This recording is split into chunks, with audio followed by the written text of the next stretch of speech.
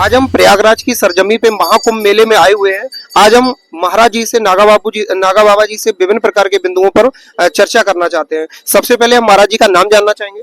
मेरा नाम दिगंबर दर्शनगिरी। महाराज जी अपने अखाड़े का नाम क्या है? श्री पंचायती निरंजनी अखाड़ा। जी महाराज जी, अगर हम विभिन्न बिंदुओं पर अपने हिंदू धर्म से संबंधित चर्चाएं करना चाहते हैं, सबसे पहले हम युवा पीढ़ी के लिए जानना चाहेंगे, आप क्या उनको मार्गदर्शन करना चाहेंगे?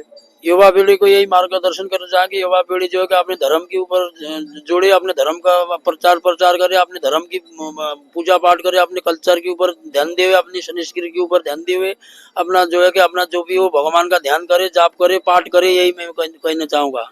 क्या महाराज जी परिवार में रह के भी ईश्वर की आराधना की जा सकती है? बिल्कुल करा जा चुकता है। परिवार में रह के भी भगवान का सुबह शाम भगवान का 10 मिनट 15 मिनट भगवान का नाम लिया जाता है, पाठ किया जाता है, आरती किया जा सकता है। अच्छा महाराज जी, अगर एक ये प्रश्न हम जानना चाहें कि ईश्वर की सच्ची आराधना किसे कहेंगे? ईश्वर की सच्ची आराधना जो है, जिसको जैसा है, कोई पूजा करता है, कोई पाठ करता है, कोई ध्यान करता है, कोई जाप करता है, कोई महादेव के मंदिर में जाके जल चढ़ा के प्रार्थना करता है, वो सच्ची आराधना है। जो कीर्तन करता है, कोई भी आराधना कर चुकता है भगवान की। महाराज जी, आपने नागा बाबा का जो रूप धारण किया था और संन्यास लिया था, आपने वो किस आयु में लिया था? हम 22 साल की आयु में लिया था। अच्छा, तो आप महाराज जी, आप अपना घर से मोह माया पूरा त्याग दिया आपने? तो उससे पहले से हम मोह माया त्याग रखा था। हम तो संन्यास से बाद में लिया। जो है घर से हमारा कोई रिश्ता नाता नहीं। हम धर्म के लिए भगवान भोलेनाथ को समर्पण है। हम धर्म की रक्षा के लिए, धर्म के प्रचार के लिए, अपना कल्याण के लिए पूजा पाठ ध्यान करते हैं। क्या परिवार के सदस्य कभी आपसे संपर्क करने का प्रयास करते हैं? हमारा परिवार का कोई संपर्क नहीं, कोई नहीं, कांटेक्ट नहीं है हमारा। जैसा कि मैं पिछले कई घंटों से देख रहा हूं कि महाराज जी बिल्कुल इसी अवस्था में बैठे हुए हैं जैसा कि हर किसी के लिए संभव नहीं है। अगर मैं स्वयं की बात करूं या वर्तमान में युवा पीढ़ी की बात करूं, उसके लिए तो ये सब कुछ असंभव सा लगता है। लेकिन अगर महाराज जी, मैं जानना चाहूं कि आपको ऐसी कौन सी शक्तियां ईश्वर के द्वारा प्राप्त हैं जिससे आप ये सारा काम आसानी से कर लेते हैं? ऐसी भगवान भोलेनाथ की कृपा है, भोलेनाथ की दया है। अपना डेली का अपना यही कर्म है, यही ध्यान है, यही जाप है। अपना सबसे पहले आसन सिद्ध करना पड़ता है, आसन में बैठने की अध्ययन करना पड़ता है। जब जाके आसन में एक साथ 8-10 घंटा बैठा जा सकता है। तो महाराज जी, कभी आपको ईश्वर के दर्शन हुए? ईश्वर की दर्शन हुए। ईश्वर की जो है अपनी झलकी दिखाते, ईश्वर में हूँ बोल की महसूस कराते, महसूस तो हुआ है ईश्वर का। बात तो आपकी सही है कि ईश्वर को महसूस किया जा सकता है, लेकिन विज्ञान जैसा कि महाराज जी मानती कि दुनिया में ऐसी कोई ईश्वर कोई शक्ति नहीं है, लेकिन वास्तव में देखा जाए तो लोग फिर भी विज्ञान को नहीं स्वीकार करते हैं।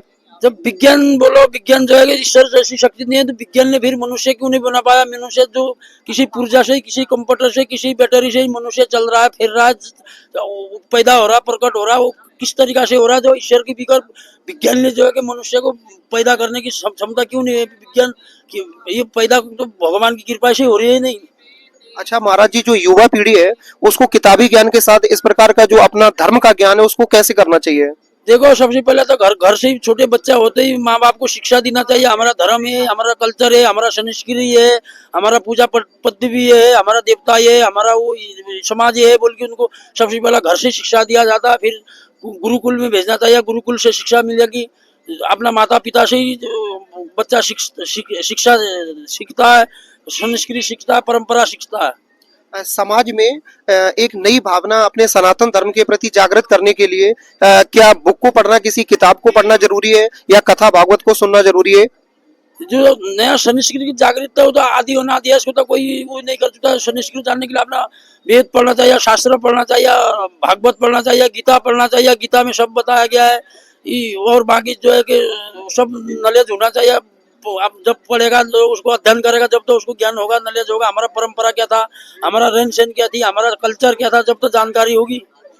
जैसा कि बाबा जी प्रयागराज महाकुंभ में आज से 3 से 4 दिन पहले एक IIT बाबा करके एक चर्चा का विषय बने हुए थे, तो उनके संबंध में आप क्या कहना चाहेंगे? विभिन्न प्रकार के जो उनके संबंध है, हम तो कुछ नहीं कह सकते। जिसकी जैसा समझ, जैसा विचार वो कर रहा है। हर प्रकार की साथ महात्मा आए हुए, हर प्रकार की अलग अलग कला है, अलग अलग क्रिया है, अलग अलग समाज है। जो जिसको प्रभु के ऊपर, प्रभु की धुन में चढ़ गया, उसका अलग अलग धुन है, अलग अलग अपनी अपनी मस्ती में है। सब अपनी अपनी कला की विद्या ज्ञान से अपना अपना समझ से कर रहे हैं। अच्छा, उनपे विभिन्न प्रकार के विवाद भी उत्पन्न हुए, उनके पिताजी भी यहाँ पे आए, तो इसके संबंध में उनको क्या अपने पिता के साथ जाना चाहिए था या उनको अपने अखाड़ा से भी बाहर निकाला गया है। तो देखो, जिसने जब पिंडदान तर्पण नहीं किया होता उसको अपने पिता के साथ जाना चाहिए। जो पिंडदान, जो अपने आप को पिंडदान हो गया, संन्यास ग्रहण हो गया, फिर अपने पिता के साथ नहीं जाना चाहिए। अपने को एकांत में रह के अपना भजन पूजन करना चाहिए। महाराज जी अपना भोजन क्या रहता है, दैनिक दिनचर्या क्या रहती है? हमारा भोजन यही रहती है, अपना जो सामान्य भोजन होता है, रोटी सब्जी होती है, दाल चावल, बस यही होती है, और क्या होना। तो महाराज जी अपना दैनिक दिनचर्या सुबह से शाम तक कैसे क्या करते हैं? वैसे शाम तो यही है, अपना पूजा करना, पाठ करना, ध्यान करना, भगवान का स्नान करना, अपना जो है कि जो भी अपना साफ सफाई करना, सारा भगवान की सेवा में लगे रहते हैं हम तो। महाराज जी अपने अखाड़े में जैसा कि मैं देख रहा हूँ काफी क्षेत्रफल में फैला हुआ है, लगभग कितने नागा साधु होंगे? ये तो सारे अखाड़ा मिला के 13 अखाड़ा मिला के करोड़ों की संख्या में होंगे, कई करोड़ों है। एक एक अखाड़े में कम से कम 50-60 हजार साधु है। जूना अखाड़े में 5 लाख नागा सन्यासी है।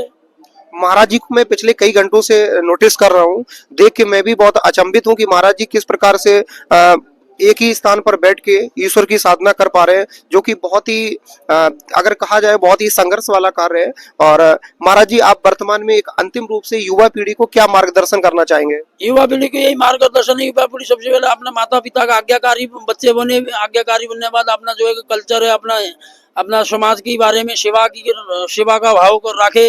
अपना भगवान की पूजा करना चाहिए। सुबह कोई कार्य में, काम धंधे में, नौकरी बिजनेस में जाने से पहले भगवान के धाम में जाके अपना 2 लोटा भगवान को, शंकर जी को जल चढ़ाना चाहिए। भगवान को कोई भी भगवान है उसके हाथ मस्तक झुका कि भगवान शुक्रिया करके जो है कि आगे अपना कार्य में लगना चाहिए। हमारा यही कहना है। अच्छा एक क्वेश्चन चलते चलते याद आ गया कि आपने परिवार को, समाज को जब त्यागा है तो उसके पीछे कोई कारण रहा था कि? हमारा कोई कारण है, हम बचपन से घर से ही निकले। बस बनने आने के बाद फिर जो है कि अपना महात्मा के संघर्ष हो गया। अपना हम भी हो जाए, हम इस संसार में क्या करना, अपना आत्मा कल्याण के लिए, अपना धर्म की रक्षा के लिए अपने को भी संत बन जाना चाहिए। अपने अंदर ये भावना आया। महाराज जी का बहुत समय देने के लिए बहुत बहुत धन्यवाद। वीडियो को लाइक करना और चैनल को सब्सक्राइब करना बिल्कुल भी ना भूलें। मिलते हैं एक ब्रेक के बाद।